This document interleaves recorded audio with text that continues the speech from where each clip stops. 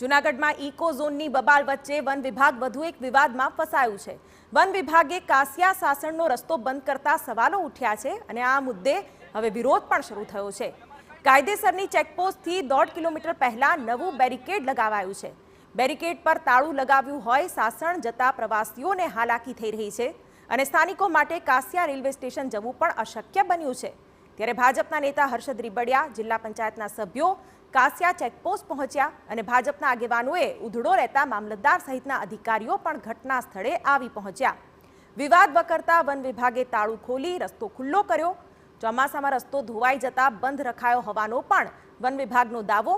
કલેક્ટરના જાહેરનામા મુજબ સૂર્યોદયથી સૂર્યાસ્ત સુધી રસ્તો ખુલ્લો રાખવાનો નિયમ છે, ત્યારે જવાબદારો સામે જાહેરનામા ભંગ મુજબ ગુનો દાખલ કરવા પણ માંગ કરી છે। અહીંયા કલેક્ટરશ્રીએ જાહેરનામું કે સૂર્યોદયથી સૂર્યાસ્ત સુધી આ રસ્તો ચાલુ રહેશે, તો અગાઉ 4 મહિનાથી તમે અહીંયા બંધ કરી દીધો છે। તમે એમ કહો કે રસ્તો આગળ ખરાબ છે, વાહન નથી ચાલી શકતા, પણ તમે રસ્તો ખોલો તો કોઈક જોવા જાય ને। તમે આરએમબીને કીધું છે? આરએમબીને કહો ને એનો રસ્તો છે, સ્ટેટ વિભાગનો છે, આ કોઈના બાપુજીનો જંગલ ખાતાનો રસ્તો નથી સાહેબ। તો તમારે એને કહેવું જોઈએ કે અહીંયા ભાઈ 2 પાઇપમાં 2 ટ્રેક્ટર નાખવાના છે।